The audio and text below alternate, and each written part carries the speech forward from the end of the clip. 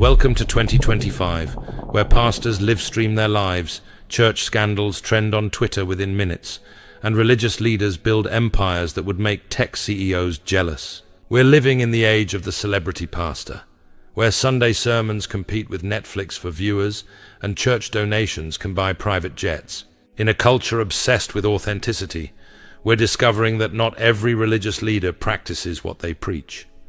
Behind some of the most polished social media presences and inspiring YouTube sermons, darkness has been hiding in plain sight. From financial fraud that would make crypto scammers blush to personal betrayals that rival any reality TV drama, these are the stories of religious leaders whose actions didn't just shock their congregations, they broke the internet. So grab your phone and share this, because these scandals are about to make your timeline a lot more interesting. Number 1. Reverend James Cleveland. James Cleveland was called the King of Gospel for good reason.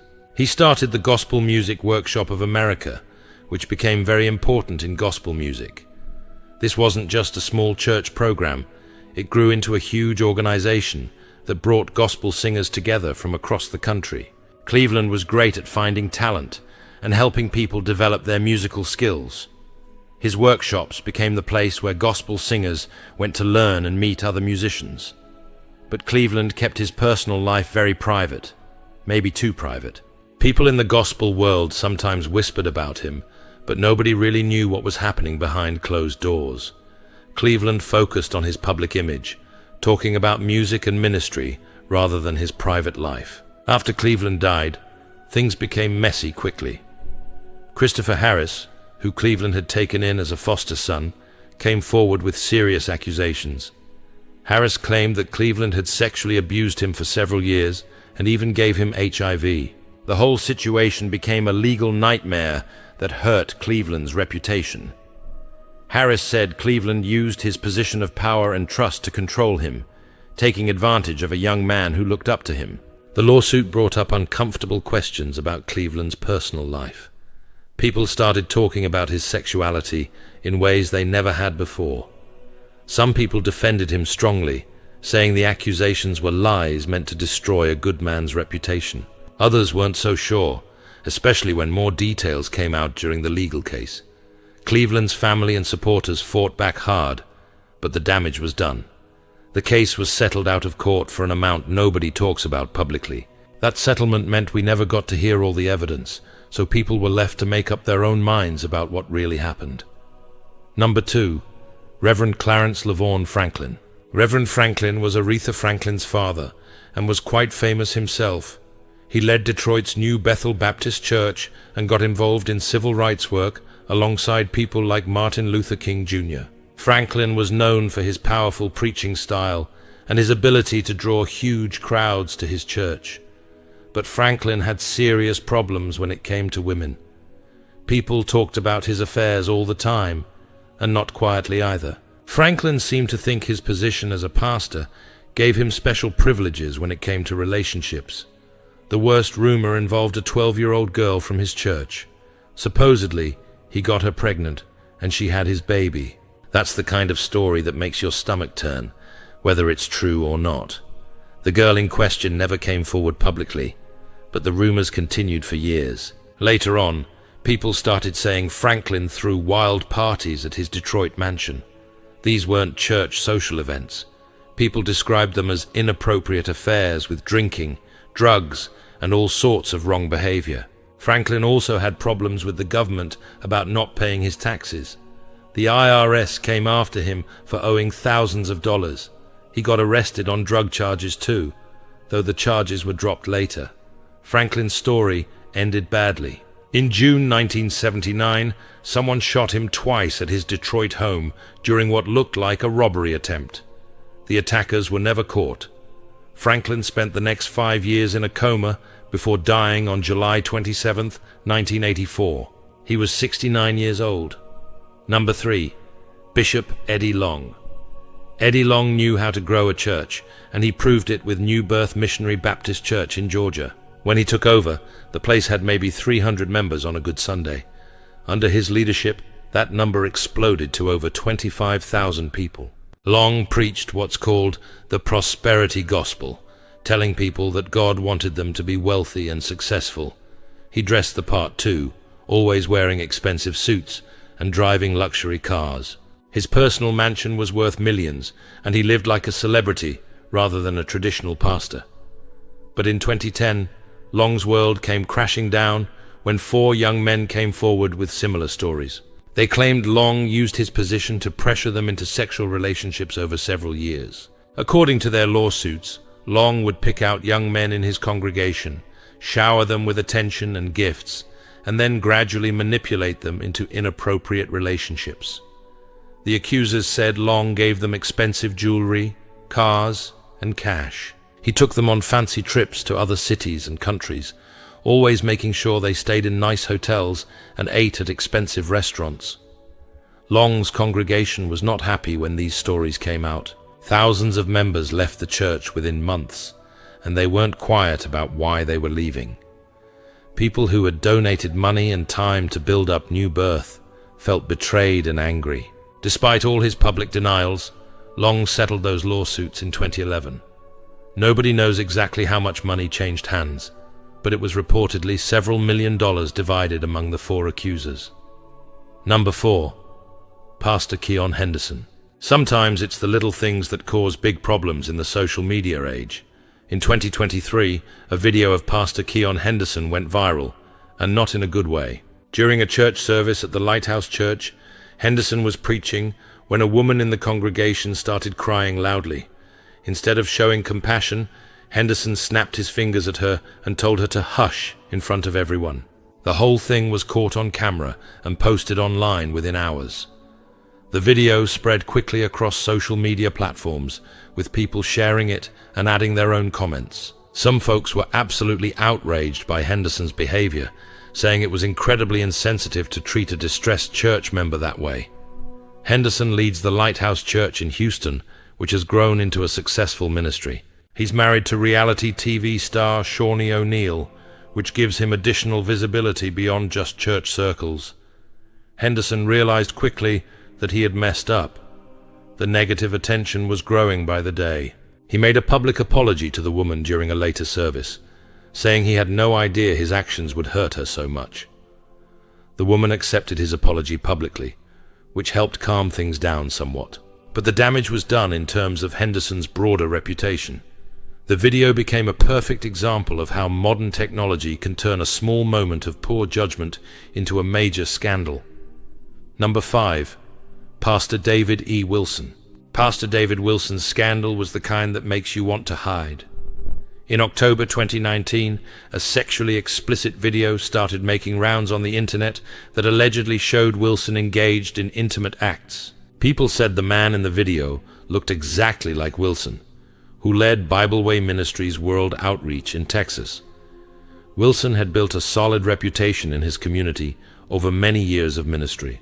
His church wasn't huge, but it was respected, and Wilson was known as a family man who preached traditional values. The video spread rapidly through social media and text messages, especially in the Houston area where Wilson's church was located. Church members were getting sent the video by friends and family members, creating an incredibly awkward situation for everyone involved. Wilson chose to stay completely silent about the whole situation. He didn't confirm it was him in the video, but he didn't deny it either. His church issued no statements, and Wilson himself avoided all media contact. The internet had a field day with Wilson's silence. Memes started popping up, making jokes about the situation, and people began creating their own theories about what really happened. Number 6.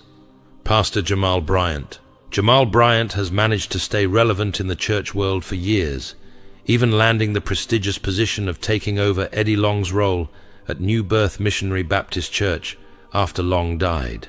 Bryant is young, charismatic, and knows how to work a crowd.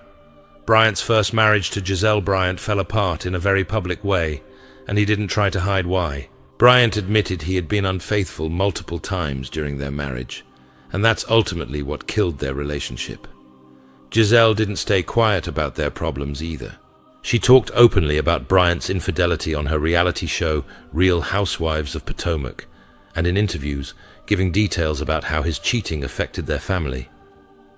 After the divorce, more drama followed Bryant.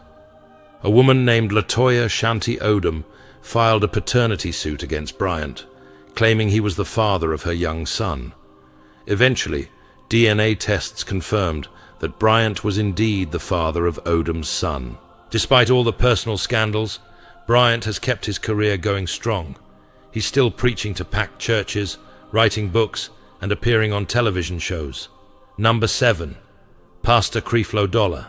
Creflo Dollar made his name in the prosperity gospel movement, building a ministry that tells people God wants them to be wealthy and successful.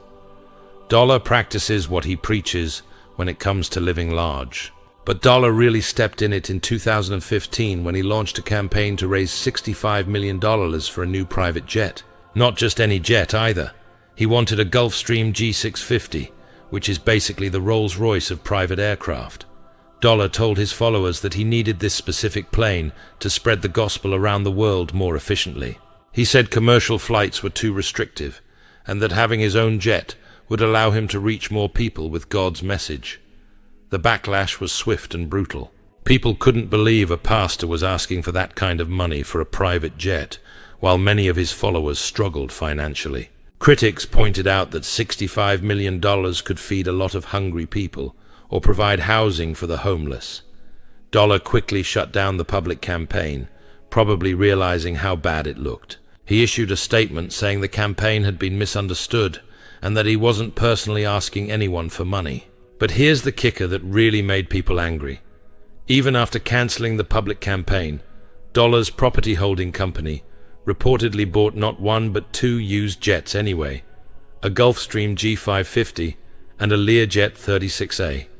Number 8. Bishop T.D. Jakes. T.D. Jakes is probably one of the most famous pastors in America, and certainly one of the most successful. His Potter's House Church in Dallas draws thousands of people every Sunday, and his sermons are broadcast around the world. But some people have serious questions about how Jakes lives compared to how he preaches. Critics point to his expensive lifestyle and wonder if it matches up with traditional Christian values about humility and helping the poor. Jakes owns multiple large homes, drives luxury cars, and clearly enjoys the finer things in life. His mansion in Dallas is reportedly worth several $1 million and includes all sorts of luxury amenities. The criticism gets stronger when people look at Jakes' congregation, which includes many working-class families who struggle financially. These are people who donate money to support the ministry while living paycheck to paycheck themselves. Number 9. Dietrich Haddon. Dietrich Haddon was known for his gospel music long before he became known for his messy personal life. He had a successful recording career and pastored a church, even though things were falling apart behind the scenes. Haddon accused his wife Demeter of cheating on him with Isaac Carey, another well-known gospel singer. He didn't keep this private either.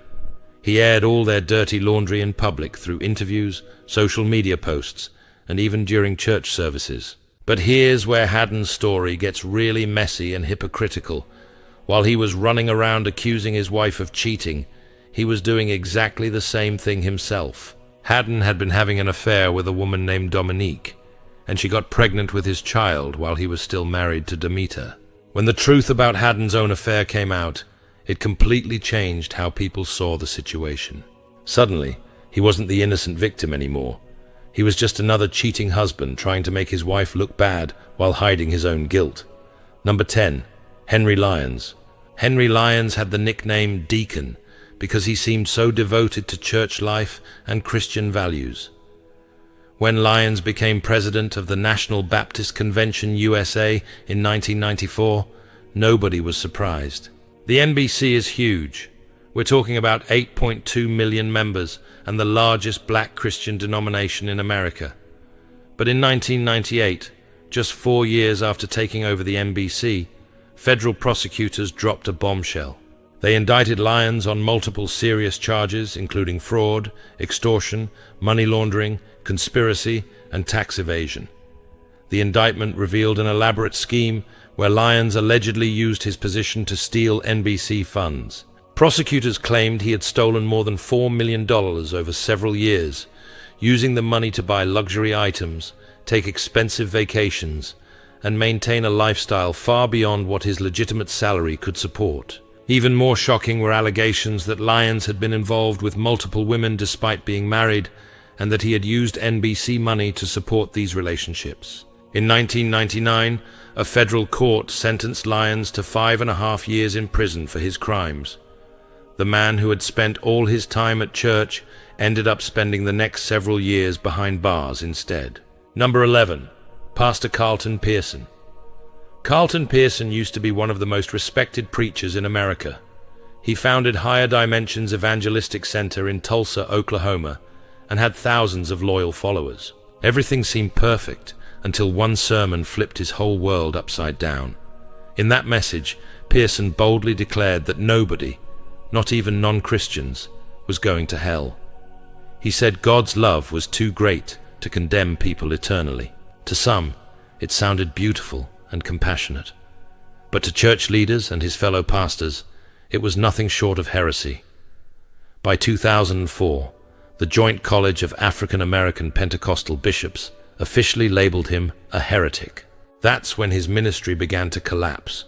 His church members scattered, his influence faded, and eventually he had to step down.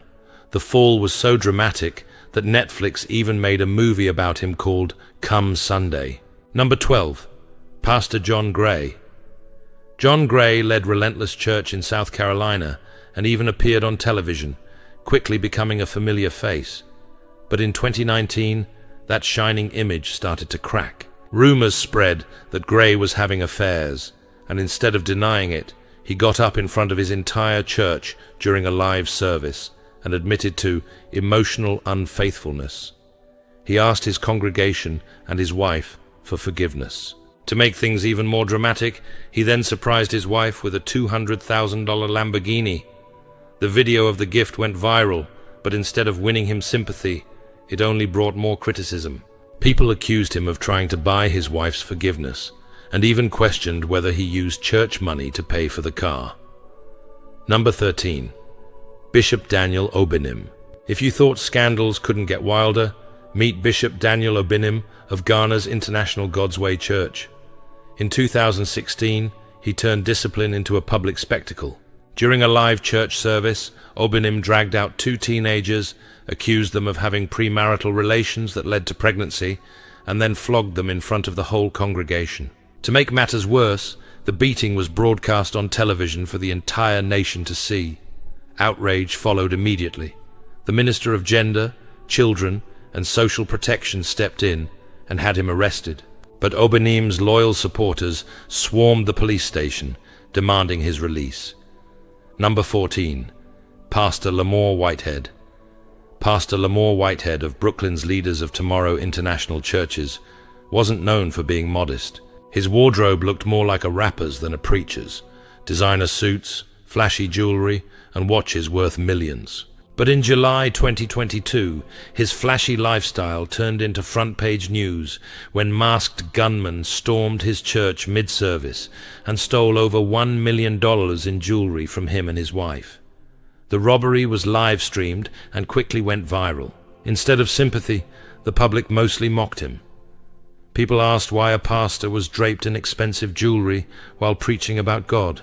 Things only got worse in June 2024 when he was convicted of fraud for stealing $90,000 from a follower and spending it on luxury items. He was sentenced to 9 years in prison. Number 15. Pastor Tony Smith. If there's one pastor who doesn't believe in filters, it's Tony Smith of Atlanta-based Tony Smith Ministries. His sermons are blunt, raw, and often offensive. He has openly criticized the LGBTQ+ community, mocked other denominations, and even referred to women as Jezebels during one infamous sermon that went viral on YouTube. Supporters defend him, saying he's simply telling it like it is. But critics argue that his words fuel hate and division. His comments have sparked outrage, online backlash, and even protests outside his church. Smith refuses to back down. To him, God's truth doesn't need to be softened for anyone. Whether people see him as bold or just plain offensive, one thing is clear. He thrives on controversy and shows no signs of slowing down. These stories remind us that power and influence can corrupt even those who claim to serve God. When religious leaders abuse their positions, they don't just hurt individuals, they damage the faith of entire communities. The common threads in these stories are clear: the abuse of power, the love of money, and the failure to practice what they preach. While some of these leaders have faced legal consequences, others continue to lead despite their scandals. These cases serve as important reminders that followers should always think critically about their leaders and that accountability is essential in any organization, especially those claiming moral authority.